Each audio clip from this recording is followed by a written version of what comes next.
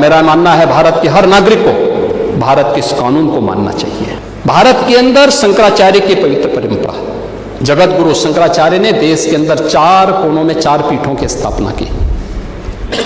उत्तर में ज्योतिषपीठ की स्थापना, दक्षिण में श्रृंगेरी, पूरब में जगन्नाथपुरी, पश्चिम में द्वारिकापुरी। 4 पीठों के 4 वेद हैं, ऋग्वेद, यजुर्वेद, सामवेद और अथर्ववेद। इन सब के अपने मंत्र हैं।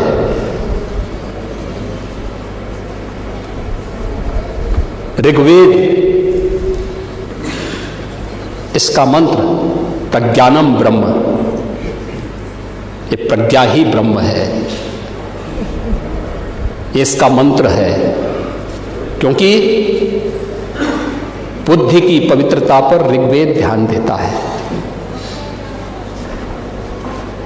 यजुर्वेद अहम ब्रह्मास्मि, ये इसका मंत्र है, मैं ही ब्रह्म हूं।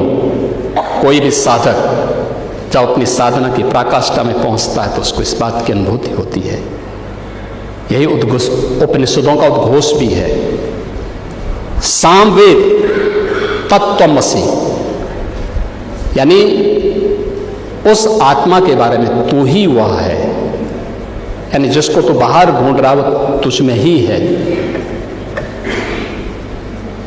और अथर्ववेद अयात्मा ब्रह्म, ये आत्मा ही ब्रह्म है। ये 4 मंत्र हैं। आदि जगत गुरु शंकराचार्य ने अनिवार्य किया है, जिस पीठ के लिए जो योग्य पात्र होगा उसका मन, उसका भाष्य, आज की भाषा में आप कह सकते हैं थीसिस, वह विद्वत परिषद के द्वारा अप्रूव की हुई, उसके द्वारा अविस, और फिर उस परंपरा के द्वारा उसको मान्य किया गया। हर व्यक्ति शंकराचार्य नहीं लिख सकता। हर व्यक्ति हर पीठ के आचार्य के रूप में जाकर के जहां तहां वातावरण खराब नहीं कर सकता। उन मर्यादाओं का पालन सबको करना होगा। और अगर वो शंकराचार्य थे तो क्यों आप लोगों ने लाठीचार्ज किया था वाराणसी में? क्यों FIR लॉन्च किया था? आप नैतिकता की बात करते हैं। 4.5 करोड़ श्रद्धालु जहां पर आए हों, वहां पर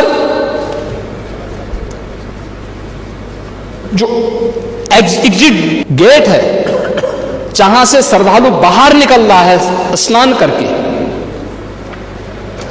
उस द्वार, उस पेंटून से, उस मार्ग से किसी को बाहर निकलने का कोई वो नहीं, क्योंकि उससे अंदर जाने का कोई प्रयास करता है तो एक नए स्टैम्पेड को जन्म देता है, वहां पे नए भगदड़ को जन्म देता है, श्रद्धालुओं के जीवन के साथ खिलवाड़ करता है। एक जिम्मेदार और मर्यादित व्यक्ति कभी इस प्रकार का आचरण नहीं कर सकता,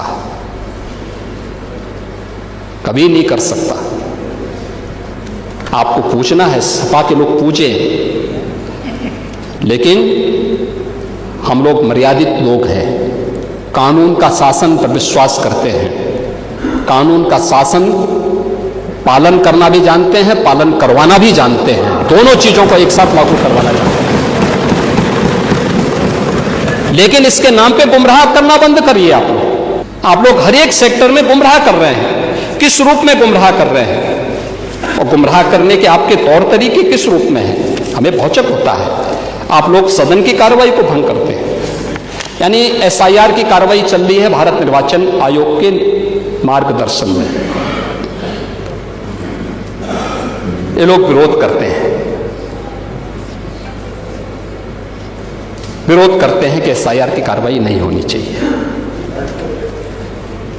उत्तर प्रदेश के अंदर अब तक ESD, जो अब तक आंकड़े जारी किए हैं भारत निर्वाचन आयोग ने, एब्सेंट, शिफ्टिंग एंड डेथ, इनमें 2,88,00,000 से अधिक लोग सामने नहीं आए हैं जिन्होंने SIR का फॉर्म नहीं भरा है। इनमें से 46,23,000 तो केवल मृतक हैं जिनके नाम पे लोग वोट डालते थे। 1,39,00,000 ये वे हैं जो परमानेंटली शिफ्टेड है, उनके नाम पे लोग वोट डालते थे। 25,47,000 डुप्लीकेट है। लगभग 80 लाख ये एब्सेंट है, यानी इसका मतलब वो है ही नहीं, या उनको जबरदस्ती नाम बना करके बढ़ा करके कर दिया गया, और बाकी कुछ अन्य श्रेणी के हैं। 2,88,00,000 अब तक आए हैं। दूसरा, फॉर्म 7 कोई भी किसी के नाम पे अगर देता है,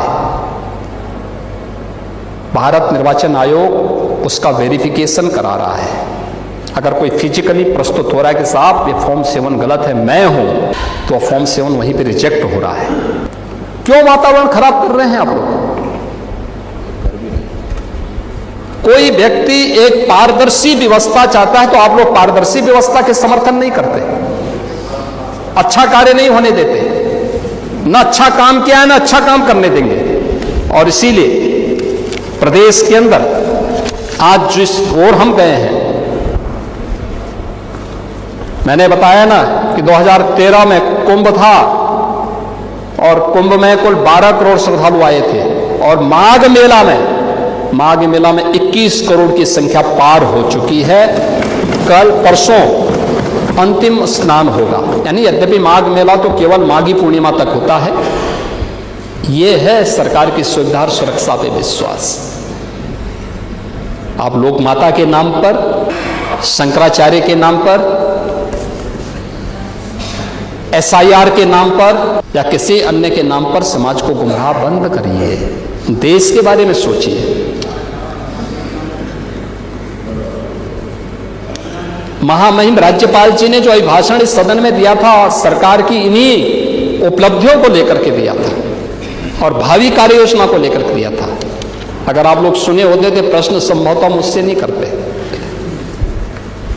लेकिन आपने दिया तो मैंने उसका जवाब देने का भी प्रयास किया है। और इसलिए अध्यक्ष जी, मैं इस मजबूती के साथ कह सकता हूं कि आज का हमारा उत्तर प्रदेश अब पहचान के लिए मोहताज नहीं है।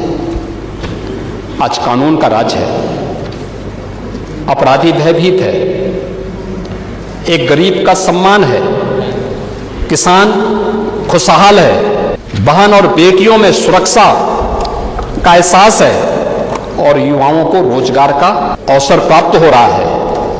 गांव में बिजली है और हर हृदय में एक गौरव की अनुभूति भी है। और यह है आज का उत्तर प्रदेश, जो आधुनिक राम राज्य का एहसास उत्तर प्रदेश के वासियों को कर रहा है। विरासत और विकास साथ साथ चलेंगे। ये जन कल्याण, रोजगार सृजन, निवेश के विस्तार और सामाजिक सुरक्षा के माध्यम से प्रदेश को सशक्त, सुरक्षित और समृद्ध बनाने के लिए प्रतिबद्ध है। और हम लोगों ने तय किया है 2029-30 तक उत्तर प्रदेश की अर्थव्यवस्था को देश की नंबर 1 की अर्थव्यवस्था के रूप में स्थापित करना।